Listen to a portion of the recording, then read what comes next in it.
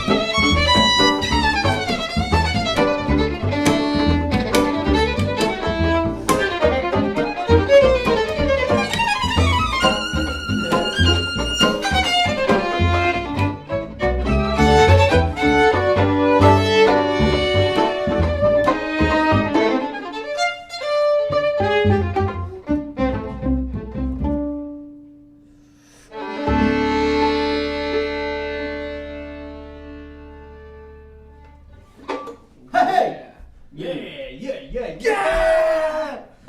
What up, Salastina? Oh, it's good to be here. We're so happy to be here. Thanks so much for joining us. We're called Time for Three. That's Charles Yang. Mr. Ranaan Meyer. And Nick Kendall. What's up? Woohoo! Y'all are the best. That was a song that we created during this wild time. You may have heard of it. It was when musicians couldn't really play live for a certain amount of time, and we did that remotely. I think Nick started that one off. Yeah. He passed it to me. I did a little bass, sent it over to Charles. We spun it up a couple of times with a really big soup spoon, and out came a song called Stinky Bee. No, Slim Jim's Stinky Bee. Yep. We're still getting the hang of that. Talking about cicadas and stinky bees, you know, that's Exactly. what this set's all about. Let's do another original song, guys. Cool. That sounds great. Yeah? This next song's called DN.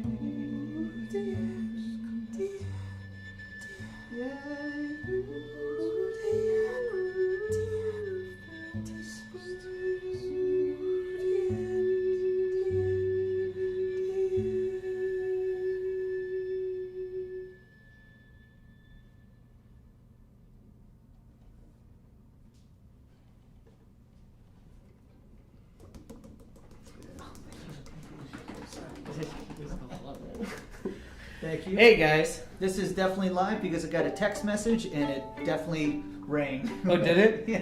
Through the, On your computer. Yeah, that's okay. It's alright, it's live. Yeah, this is live. This is what happens, all right? Put $1 in the donut jar. No, no. Is it the Time for 3 donut jar? Yeah, we I'll just- gladly put $1 in the Time for 3 donut jar. We just started it. Okay, all right. So, that song is called Deanna. Good job. Man, and if you didn't realize that, there's no hope for you. But, yeah, so, we wrote that a couple years ago, and actually I think some of the the instrumental part was written in Antwerp, Belgium, when we were on this huge tour. Yeah.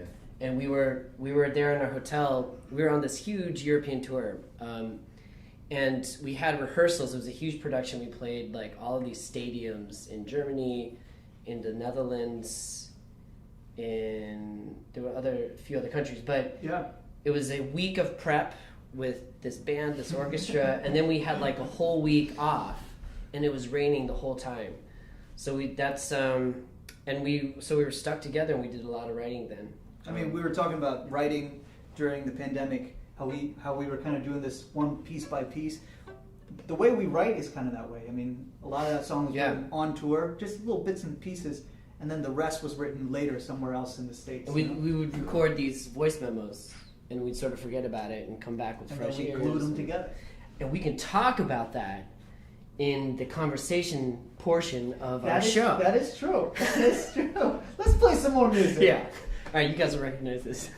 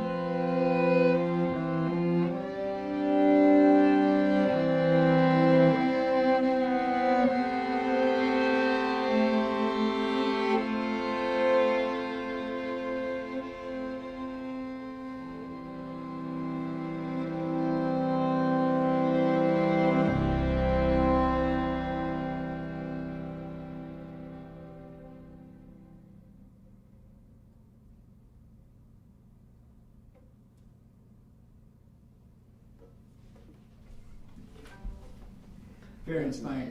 That was, of course, the famous Hallelujah by Leonard Cohen. We're very inspired, super inspired by such a great songwriter like him. And going on, our West Coast boy right now, Mr. Steve Hackman, wrote us a song, one of the first songs he wrote for us, that we still play today. We recorded it. This one's called Vertigo.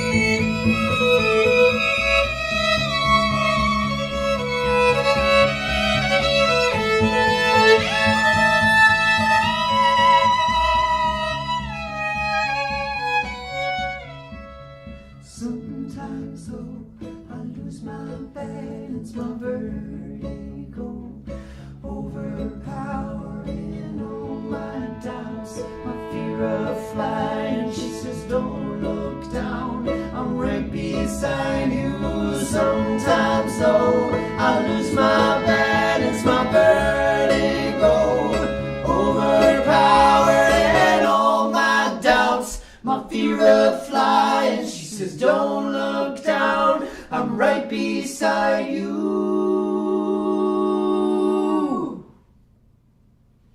Yeah. All right. Okay. All right, let's get funky now.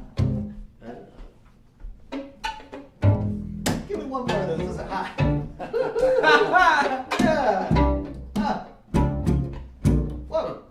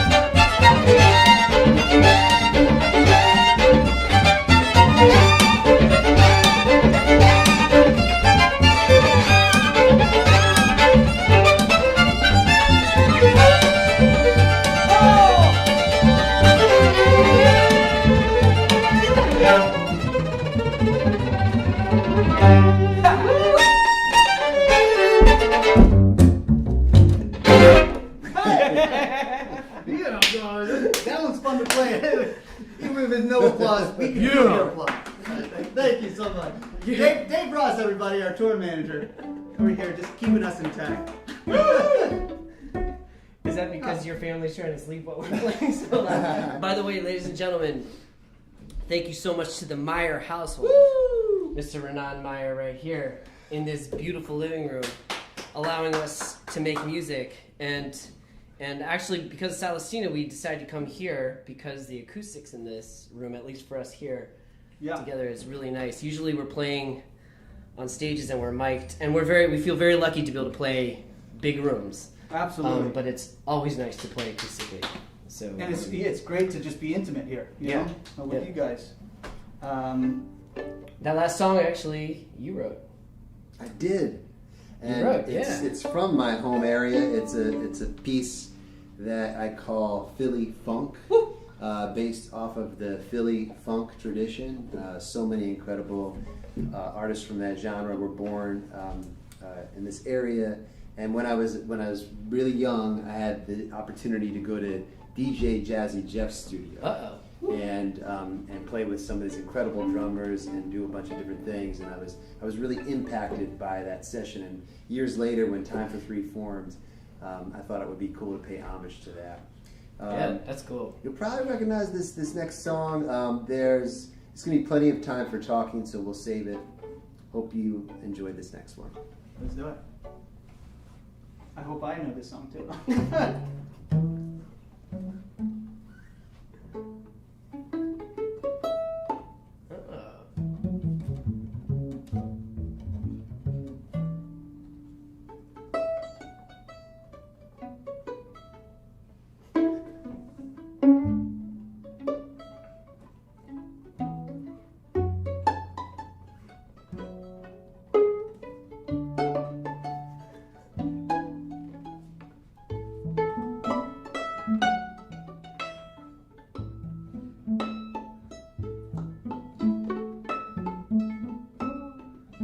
They're like, oh, of course we know this song.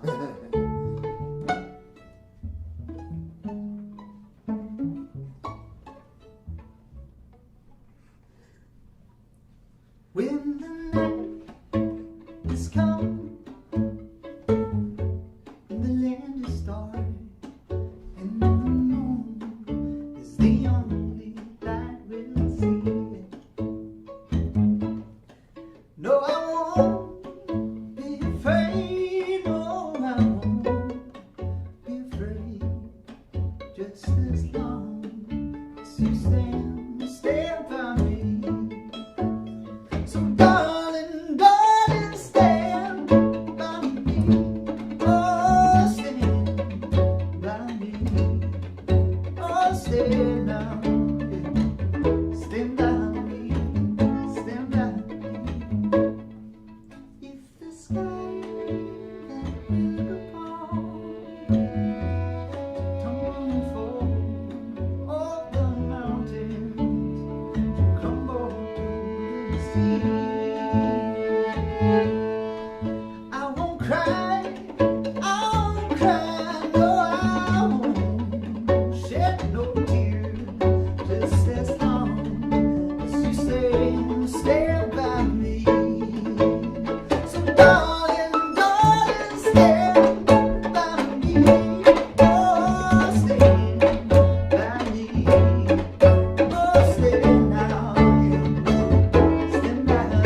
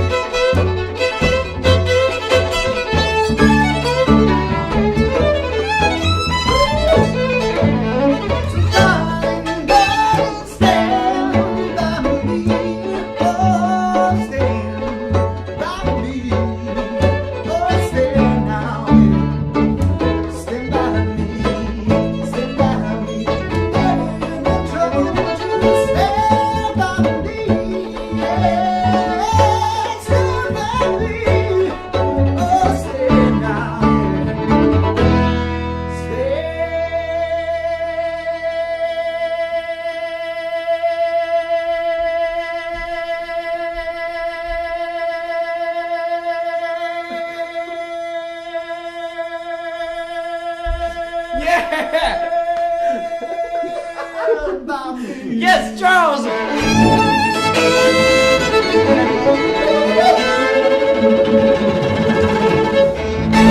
Hey! I felt some heat on my.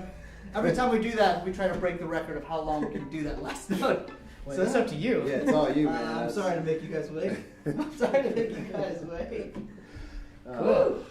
All right. We've had the great pleasure of traveling and doing a lot of different sort of genre-breaking things in our career with our music. Sometimes we even catch ourselves in situations where we don't even really understand quite how we got there. But That's true. Always. But it's beautiful. Yeah, you know, it's a journey. We're built off of this classical DNA, and that's our common ground that Charles, Nick, and myself have really met on.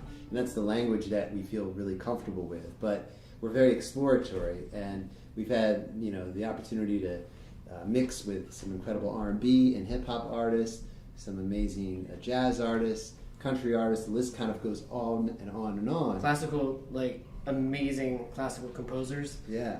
Which has been amazing. Yeah. Yeah. And so one of the people that we got to make music with is the legendary singer-songwriter out of Nashville, Liz Rose. And this next song was built after maybe, I don't know, what do you think, guys? Like writing 10 or 15 songs with her. Yeah. And we landed upon this in her living room in Nashville. It's a song we entitled Learn to Love.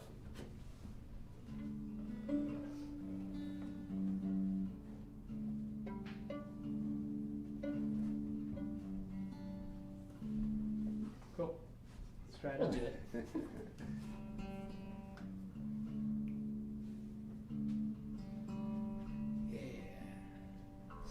All right.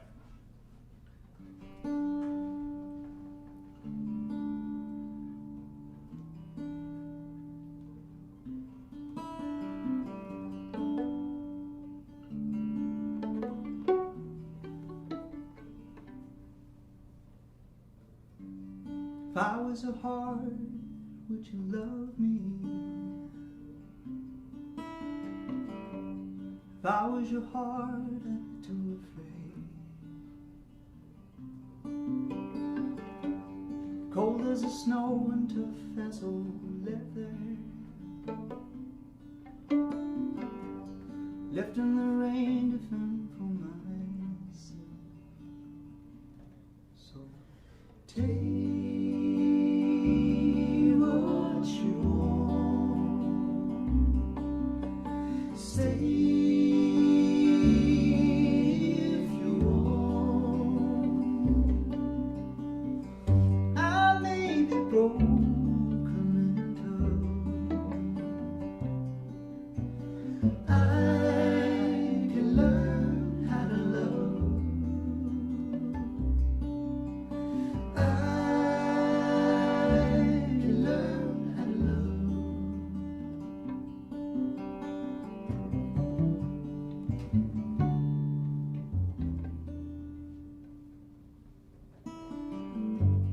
If I was a soul, would you save me? If I had your soul once upon a time, been so lost around here lately, and I'm not so sure what's mine. So say what you want, stay if you want. I may be broken and tough. I can learn how to love. I can learn how to love.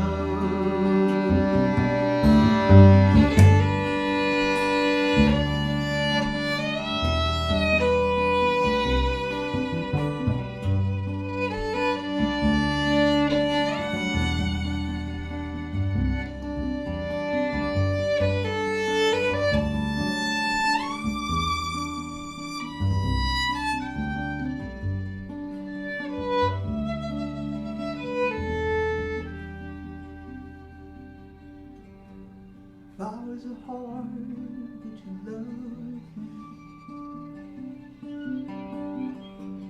If I was your heart, I'd be too afraid. I can learn how to love. I can learn how to love. I can learn how to love. I can learn how to love. So say what you want. Say if you want. I may be broken down. I can learn how to love. I can learn how to love. I can learn how to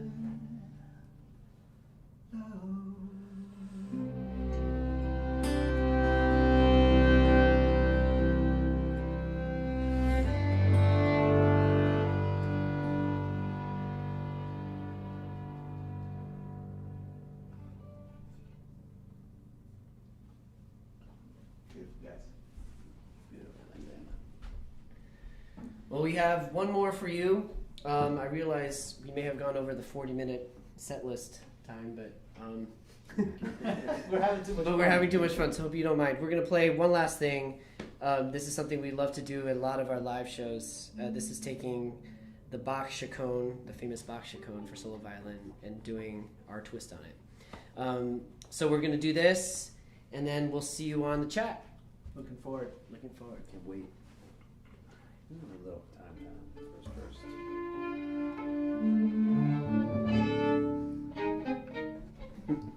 Just erase that. Push it.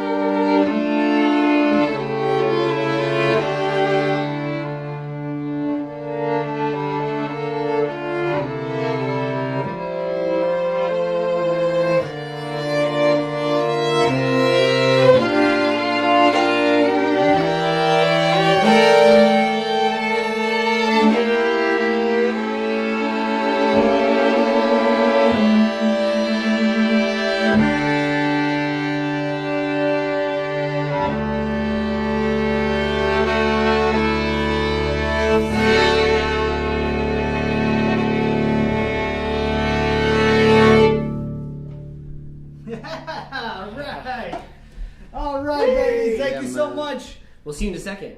We'll see you. Can't wait to meet you. Hi, everybody. Mind blown. Thank you for coming back to Zoom. Just amazing. And a really good time for me to mention once again that although these events are free every week to the public and have been so for 60 consecutive happy hours, they are not free to produce. And you better believe that talent of this level does not come cheap. So we rely on your generosity to keep these things going. Your support also enables us to do our hospital concerts 3 times a week at UCLA, which we've been doing for over a year now. It also allows our Sounds Promising young artists to participate in our program. There are 7 of them this year. None of them are paying any tuition, thanks to your support. So we'll put some instructions for how you can donate if you're in a position to do so in the chat. And while I'm at it, if you are a member, which is someone who gives over $20 a month, you automatically are a member. Whether you like to opt into those benefits or not is up to you. We are having an open rehearsal with our Sounds Promising young artists this Friday from 1 to 4. So stay tuned for the Zoom link for that. And yeah, now we're just waiting on time for 3 to come into the Zoom, and we can get started with the interview portion of the event. So I'll wait for— This is a good time for you to type your questions for us to collect and to ask them. Yeah. You can just type them here in the chat after you donate. Nice, Kevin. Subtle, very subtle. My middle name. Yes. I did mention in the chat earlier that I have known— oh, hello! Yay! Hey. Guys. That was amazing, guys. Thank you guys so much. That was such a treat. Everybody was dancing and rocking out. I hope that you could feel that through, you know, Man, we can digital feel it. ether. Feel it through the Oh my God, Maya, what picture do you have behind you? Yeah, Jesus, that's, I hate that one. Oh, sorry. We look really, I'll change it. Good and young. No, I'm kidding. Hey guys, how are you? Woo! We're awesome and so grateful to you for doing this and appreciative, and can't wait to get to know you a little bit better. So if you don't mind starting with just like how it all began, how did you guys meet? How did it occur to you to start an ensemble that does what you do with your combination of instruments? Craigslist. Just put an ad up. Ranaan and I just put an ad up looking for Just a violin who can— an Asian violin guy. Millions apply. Okay, no, never mind. Well, I think— Get in here. Yeah, come closer. Oh, am I not in the chat? I'm sorry, I cannot. I mean, we talk. It's a question we get asked a lot, and I think the answer, honestly, I mean, you guys know this, but we feel like we just represent a whole generation of artists that, at least Ranaan and myself, who 10 years in front of Charles, but Ranaan and I came from a time when internet was not really a thing, and we were, you know, even like studying classical music growing up, it was so siloed compared to now. Like, you know, when everybody who studies, you know, the great masterworks and all this has been practicing for so long, since they're really young, and you're so dedicated and you sort of only know that world. And for myself, I'll just speak for myself.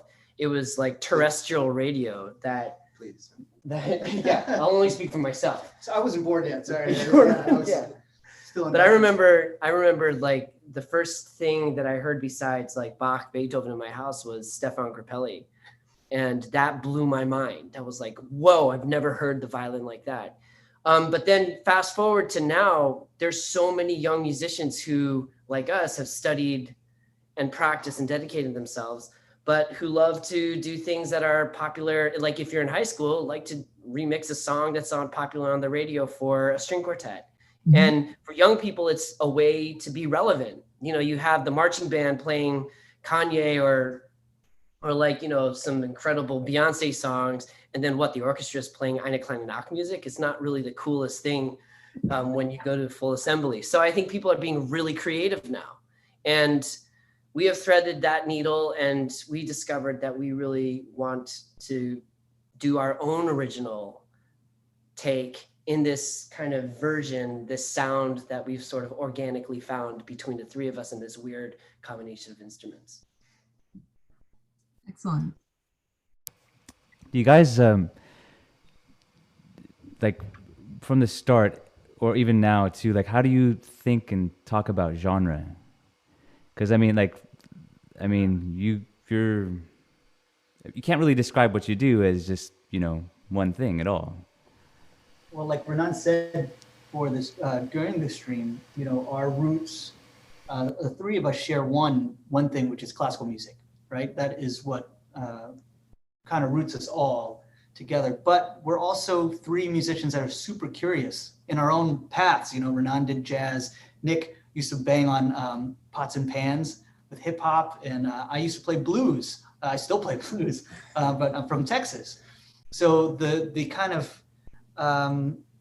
the ideas of genre has always been out the door. It's not like we're trying to do one thing, trying to sound like one thing. And like Nick said, our organic sound now is what we're kind of leaning towards. How do we create a sound that, we have all these different flavors. How do we combine it together to create our soup? So mind if I ask, like, what different ingredients the three of you are in that soup? Like, what are your superpowers, or my good looks, I think. Yes. I think that's definitely it. Yeah. That's Yeah. it, right? Done. Yeah. That's it. First of all, I love the word superpower and how it relates to music, because it is one of these things where we're given this musicians. We all have this ability to inspire and change the world through that inspiration. And I think as Time for Three exists, the more that we exist and the more that we do different things. One of the things we love to do is perform in hospitals for people that are challenged in a way to get to the live experience. And it's amazing because when we go and perform, there's such a gift to all of the patients, but I honestly, selfishly feel like it's the highlight of our lives, because the impact of that experience and that shared collaboration is so gorgeous. And so when we're in those experiences, we're also, we'll play for some children, and all they'll care about is some Disney songs, and they just want us to get into that. And then we'll go play for someone else who's maybe a little older, and we'll play Hallelujah or something beautiful like that. And it's just amazing how it really is this universal language. As far as our superpowers within the group, I think that we're always sort of pushing on each other to try to search, even if, like, for instance, Charles is the blues guy and I'm the jazz guy. And Nick is actually, one of the things Nick's able to do is play like all this different gypsy music and klezmer music and things like that, and kind of blend and bend notes and sort of search for the cluster tones and want more than just sort of that very specific clean sound, which adds so much to like the depth of our tonality and what we're able to do as a group. I also find that these guys will a lot of times be, Charles will like want Nick to play maybe something more bluesy or very specific with like bow usage, where Nick will be asking for less vibrato from Charles. And of course, as the bass player, I'm always asked to do different things and search and try to find different ranges to cover ground, because we have violin and bass. And so there's like the 4 octaves up into the violin zone, and then the 2 octaves that we kind of mirage together. So it's hard to say like if there are specific things. Obviously, Charles brings the lead vocals, and Nick and I are able to blend and really sort of search for complementing that sound. But that's a flavor in itself. Like this was something that, we haven't been doing that long. It's the songwriting thing and the singing thing, and the willingness to try and go towards other venues, go towards other avenues. of music is just, I think that's our one combined superpower, that we're willing to just explore different sounds, you know? I will say, to go back to Kevin, your question about genre, I think one thing that I really love about this combination, like being in a group with these two guys, is the willingness to kind of let process take the lead. Not because we really, like when Charles joined the band, is it 6 years ago now? 6 or 7 years ago. Is it 5? We'll figure it out later. We were really concerned about, we were just a different group when Charles entered, and it was very much about like, okay, we got to do things that audiences recognize because we can get booked. It's easy because how do you describe an evening that you're going to, rock out to 2 violins and double bass? That sounds so boring.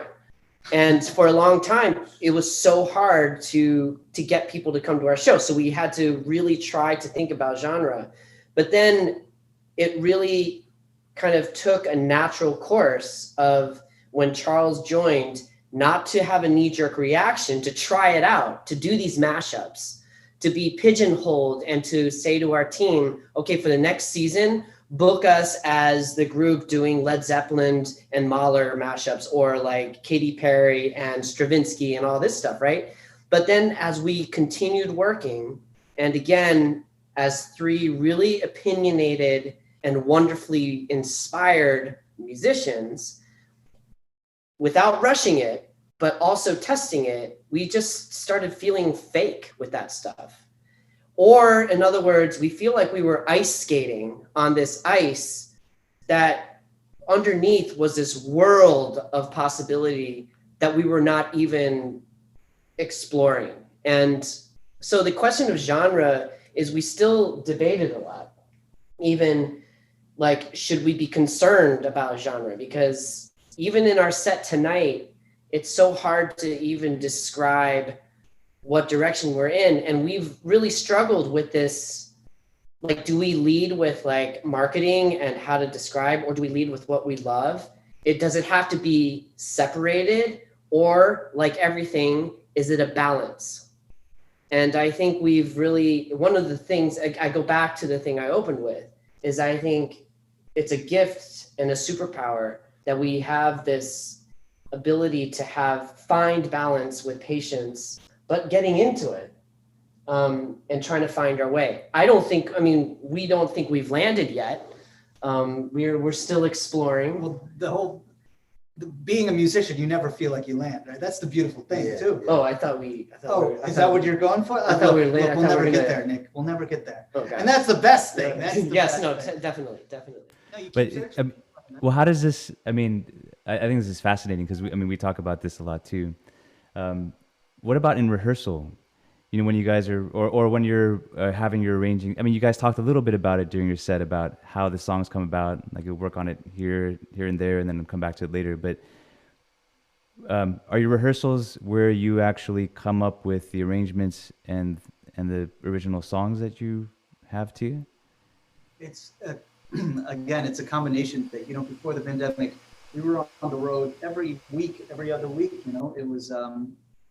It was hard. So we'd be together all the time, playing a lot of the sets that we had written and then doing it. So finding time to actually get together and sitting down to write sometimes was the opposite thing that was good for us, But what has worked was when we, like we were talking about Deanna, all these bits and pieces came together to create one song, and that goes back to the flavors of the group. You can hear it within all of that, all 3 of our voices are heard in that concoction. So having these kind of times to be alone sometimes to write, and then get together to write, rather than a forced thing, has really been great for us to come up with a lot of the songs you guys heard, or the arrangements.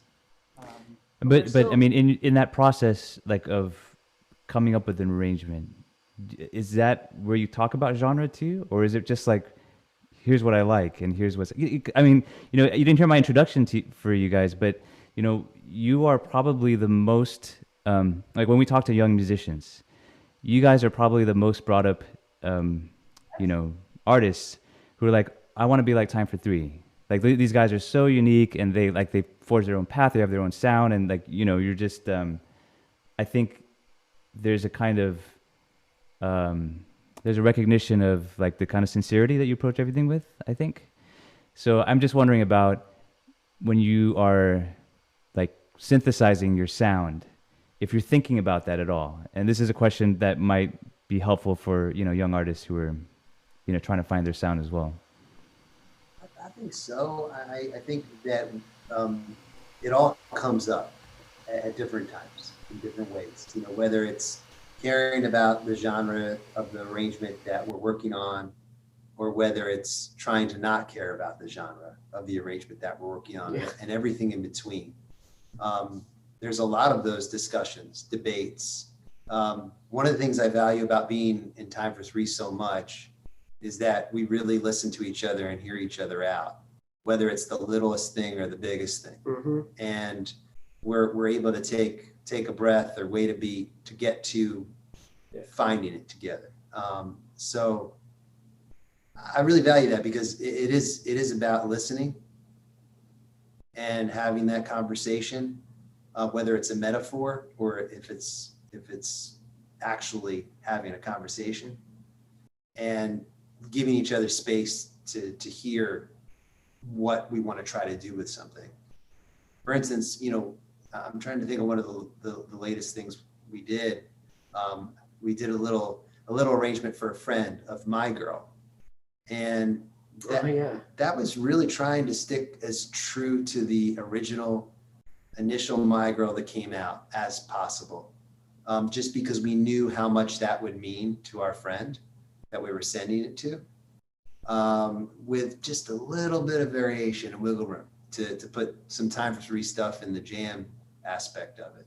But even the harmonies, we were even locking into the same harmonies that they were using, minus a fourth person, because there were only three of us.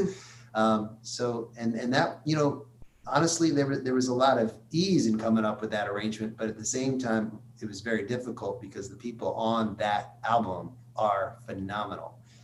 And so to try to emulate that exactly as is really hard. Not to mention the differences with the instruments. Yeah.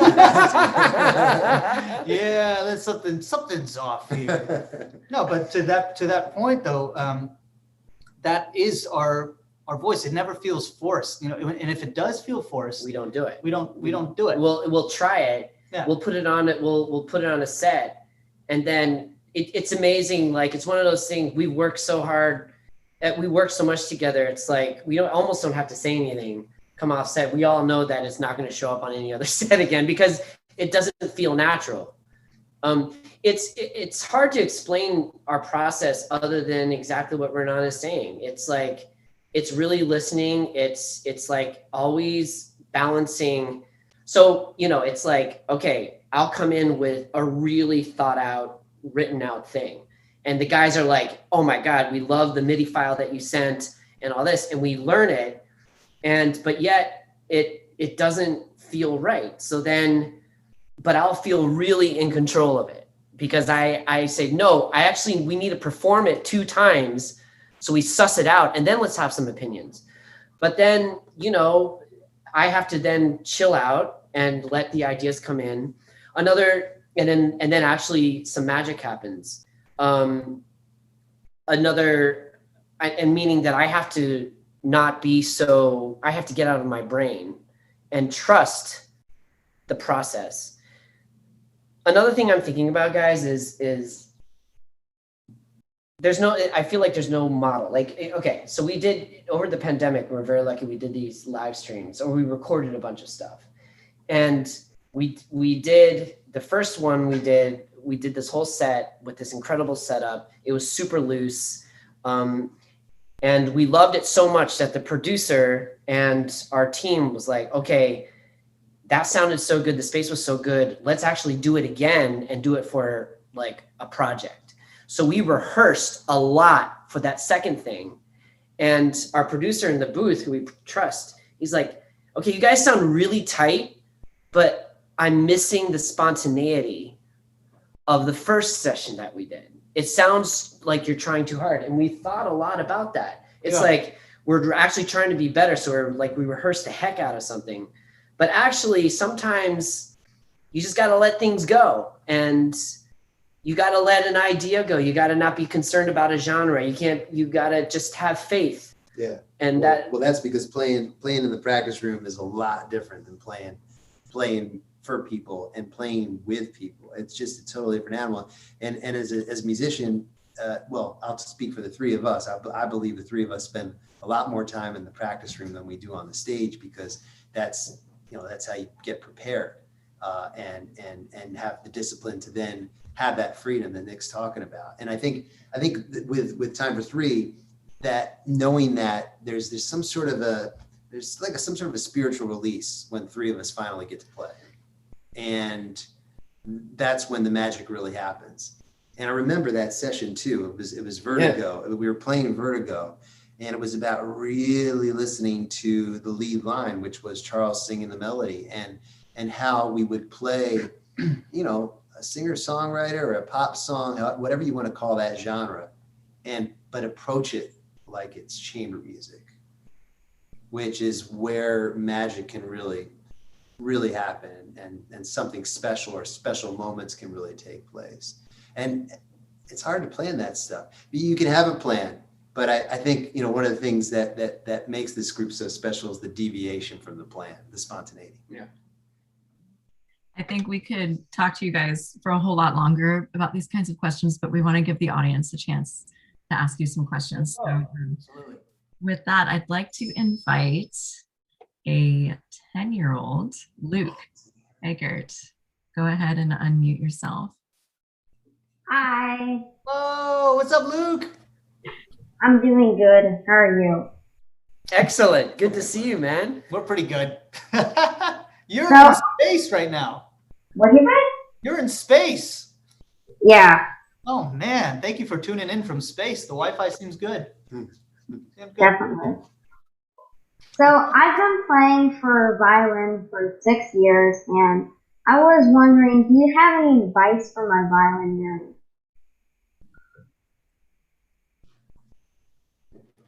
Any advice for violin playing? Yeah.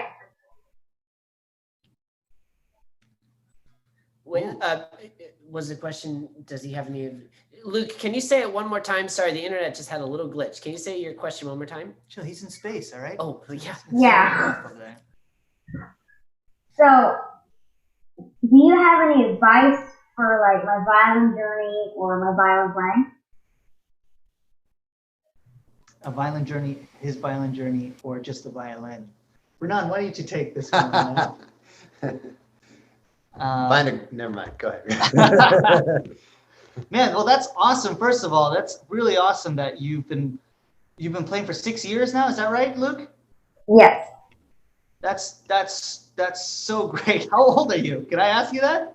I'm 10. You're 10. Wow. Okay. So you've been playing for most of your life. That's an incredible. Nick and I started around your age too. It's just awesome that you're on here. We were pretty different.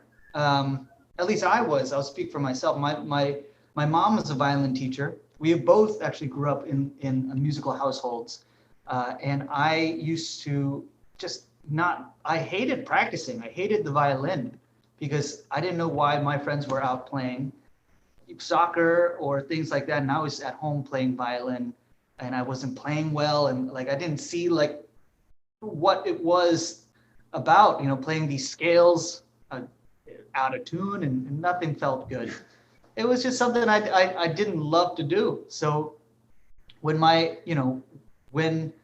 found out that I loved the violin was when I found out that music, all these scales, all made sense. It was all in relation to the whole universe of music, right? If you play a G major scale, you can play alongside a guitar player, a piano player, cello player, any musician you can play alongside of that has that same G major scale.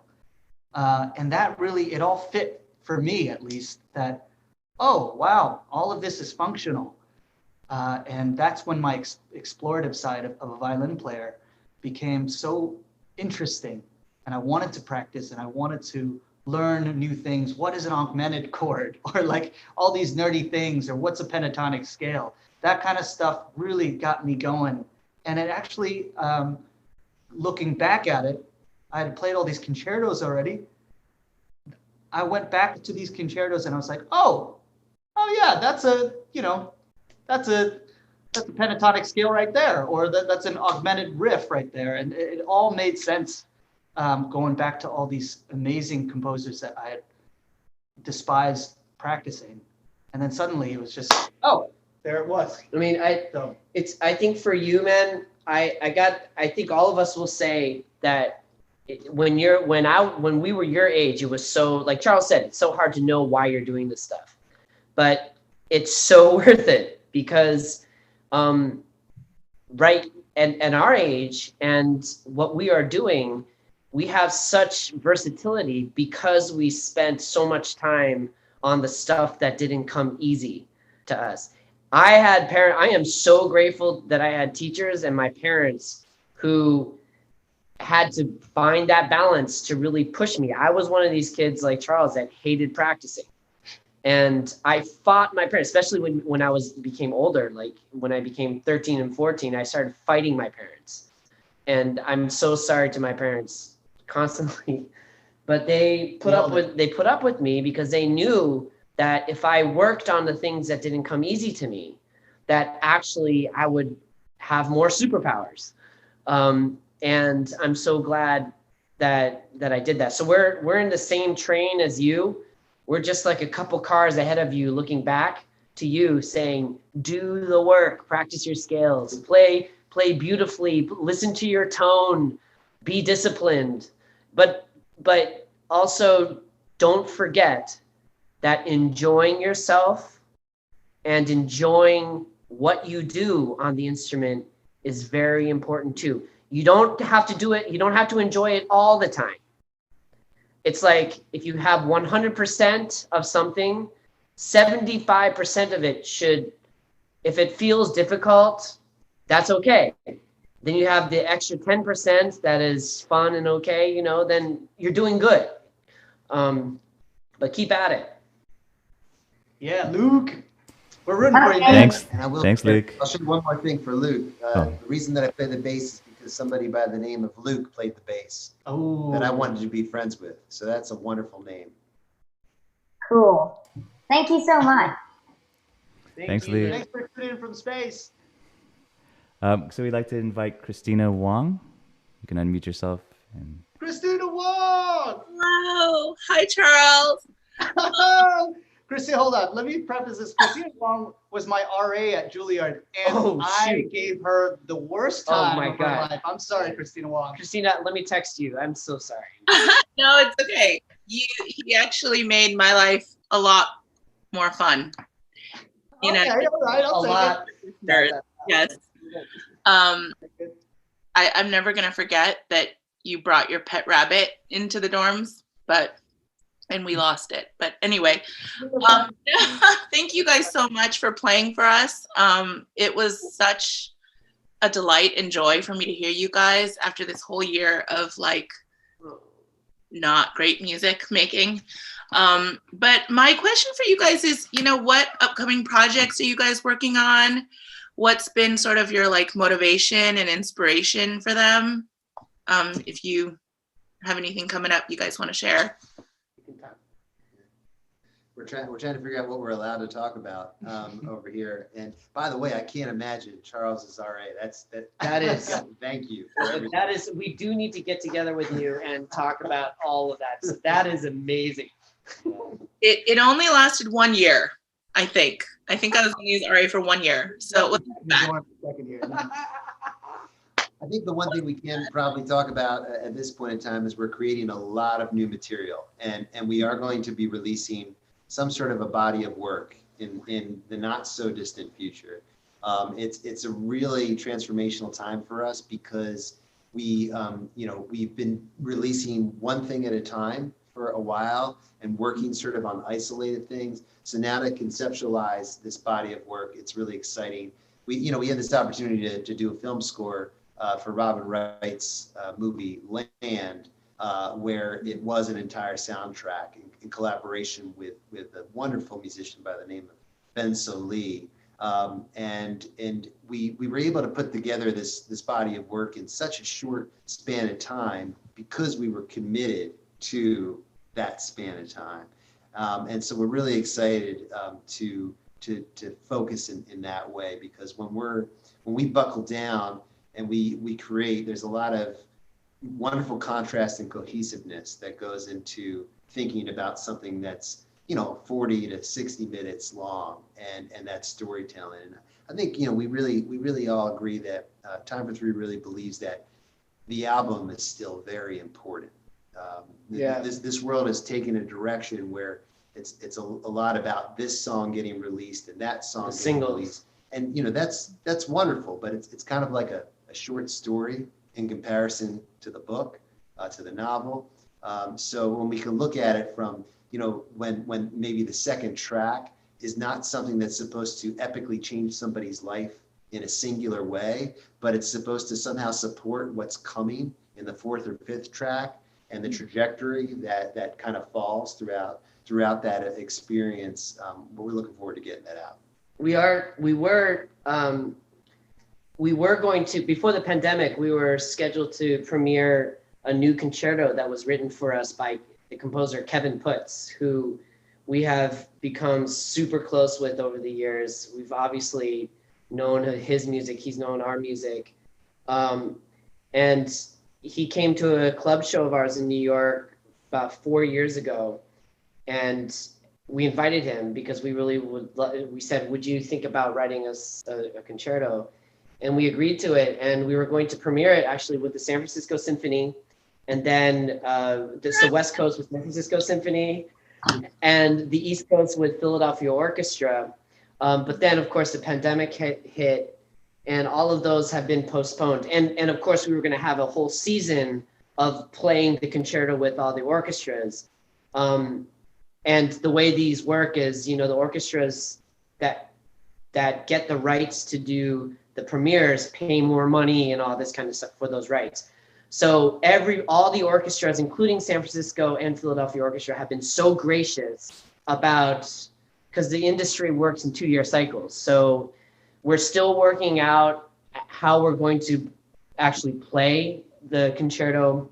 And we also are playing the concerto written for us by Jennifer Higdon several years ago. That was the premiere with the Philadelphia Orchestra. And we also played before the pandemic. One of the last things we did was play at the Musikverein in Vienna, which was just crazy. Our own show with an amazing orchestra, the Tonkünstler Orchestra. And we played the Brubeck. Chris Brubeck, the son of Dave Brubeck, wrote us a jazz concerto. And we played that with the orchestra. And then the whole second half was our original What's stuff. up, Christina? I actually played that with you guys with the Youngstown Symphony. Oh, the premiere. Years and years That ago. was the premiere. Yeah, I know. Was this after or before? Years and years ago. Years. But that is a super fun piece. So I'm really glad that it's kind of like in your cycle. And I don't know if you guys know, I'm in San Francisco now. So definitely I will be at that show whenever you guys play with San Francisco Symphony. I am there. I will make a sign. I'll be a groupie. I'll be the only one. Yeah, you will be the only one for sure. But we love you. Right, all you have to do is you should actually wear a shirt that says, "Where's Charles's rabbit?" Yeah, where's Frank? No, that's a sad. Yeah, well, we'll get there later. We love you, Christina. Oh, thanks, guys. Awesome. Something tells me Christina won't be the only groupie that you'll have there when you go to San Francisco. Thank you guys so much. I know it's late on the East Coast. There were a couple more questions, but we don't want to presume. Go ahead. Really? Yeah. Oh yeah, we're hanging. Okay. Well, if you're down for it, we'd love to invite Richard and Nicole Bollinger. Had a pretty fun question. Go for it, guys. Hey, thank you guys for playing for us. It was amazing. We own a student string studio, orchestra director.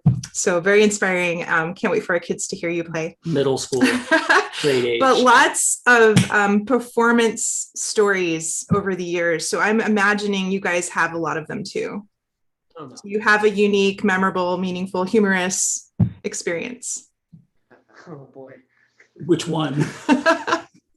Friendly? Yes. Well, I have one that I often tell from stage, but it's right before we play Stand By Me, because when I how old are you, by the way?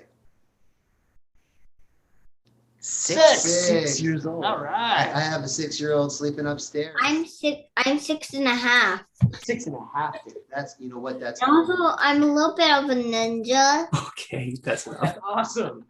that's really cool. Man, you got to hang out with my son Roderick. You guys that would be really awesome. you really hit it off. He actually just came home today from his art class, and he had all this portfolio of art. It was really, really cool. That's cool. And in any case, I remember when I was in 3rd grade, which is not that much older than you, I had this opportunity to play the piano. 1st grade, awesome. Yeah, so in a couple of years, right? So I was in 3rd grade, and I was going to solo with the choir, the 3rd grade choir, for a family concert at my school. And there were about 400 people in the audience, and I had worked for about 3 months on Stand By Me, playing the piano, singing all the words. I could do it in my sleep pretty much. But I got up in 3rd grade, and I forgot all of the words to the song, like every single one. And for those of you who are familiar with the song, even the chorus, Stand By Me, oh, stand, darling, stand. I literally mixed them all up, couldn't figure it out. And it was devastating. So much so that I didn't want to go back to public school. But it's the law, and you have to. So the next morning, I was still hoping that maybe my parents would let me not go into school that day. And they said, no, you really have to go. I caught the bus. I went into school. And I'll never forget that my music teacher, Miss Munson, waited for me with balloons and a card and flowers. And she gave me a hug and gave me everything. And she said, you did such a great job. And I said, but I forgot all of the words. And she said, but you tried so hard, and I'm so proud of you. And it made me feel incredible, and it gave me the courage to keep on going and to get up there and try again. So I really appreciate that moment. And we still do that to you to Yeah, this day. It's because you tried, Ranaan. Thank you. Which is what gives me the courage. I know. Yeah. It's a beautiful thing. Yeah, music teachers rule. Music We teachers love you do all. rule. There's so many other stories, but Yeah, we can. But that's the best one. that's the best Yeah, one. we'll Yeah, write a that book is the about best. it. Great. Thank you for the question. Nice to meet you guys. Do you play a musical instrument? I mean, you Yeah, guys are, viola is my principal instrument, but as an orchestra teacher, I get to play them all, and I get to teach a class of ukulele this year too, and aviation. Kind of weird combination. It's 10:31. Anytime you're in Florida, let us know. It's like about 10:31. He's complaining it's his bedtime. Oh, yeah. it is. Oh, they're on East Coast time too. Okay. Nice to meet you. Good. Have a Thanks great for day. staying up. Thank you. Thanks. Okay, we have one more question. So we'll invite Vanya to unmute herself. Hi, Vanya. Hello, guys. Oh, so I don't know what to tell you. You answered some of my questions, but I really was amazed by your gifts that you have and that you can put them together and express yourself.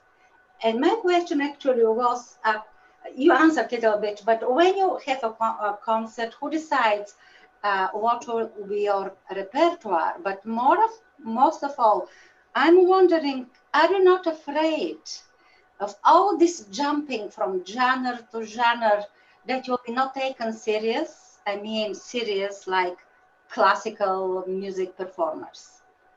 That's my main question.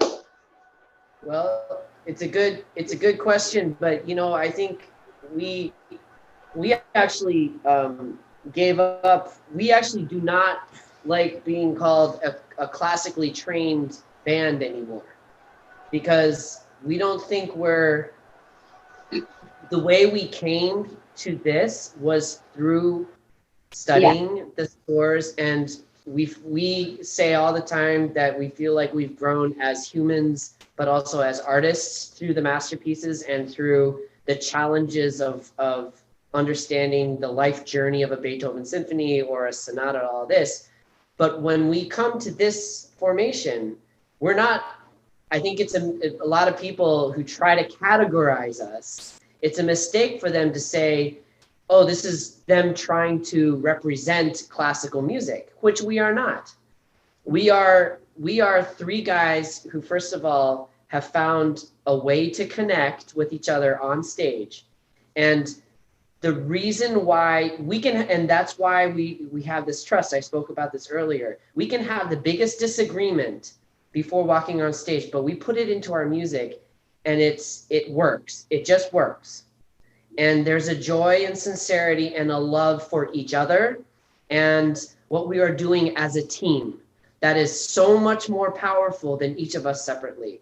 And that is really what Time for Three is. It is not about, oh, the interpretation of this interpretation. We'll leave that to Ranaan, who may want to go do a chamber piece doing that, or Charles or me. But in Time for Three, it is the camaraderie, it is the love of making music, it is the love of collaboration, and is the love of sharing. And this is what I really loved your performances. I really enjoyed it so much. I wish you all the best, and I hope that Salastina will invite you again for a number 2, okay? And number 2 later that I can watch you, because whatever. Thank you so much, guys. Good luck, and yes, so my love to the three of you. The three amazing. Okay, that's your new name.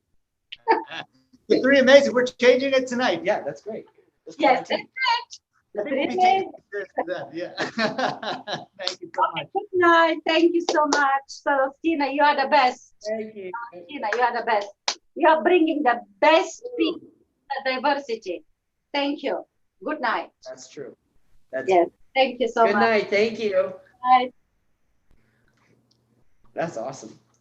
Whew. That's all we've got, guys, and you know, I know it's past your bedtime too. Yes. Yeah. It's usually 8 o'clock is our bedtime. You know? Oh wow.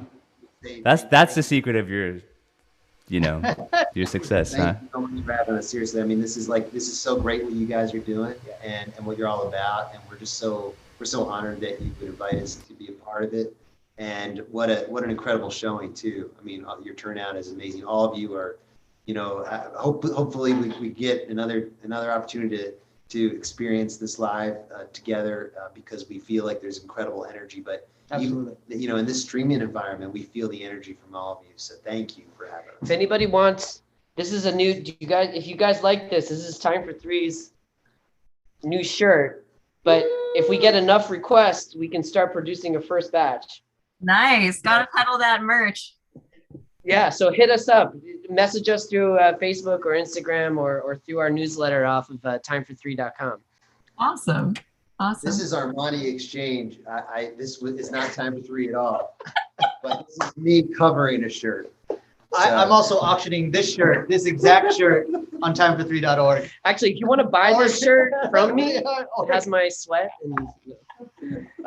Thank you, guys. Thanks for having us. This was fun. Love you guys. Really appreciate it. For the audience, next week we are taking a break. We're not going to have the 500-year-old Leonardo da Vinci instrument as planned. That will come August 10th. We're all experiencing, I think, some amount of Zoom fatigue, and the weather's amazing. So enjoy a week off, and we hope to see you on June 22nd for the premieres of our young artists' works. Thank you, everybody. Thanks, guys. Again, it was amazing. Thank you so much. Thank you, guys. You guys are doing a wonderful thing. It's really an honor to be part of it. Thanks for asking us. Thank you, everybody. Bye, everybody. Bye.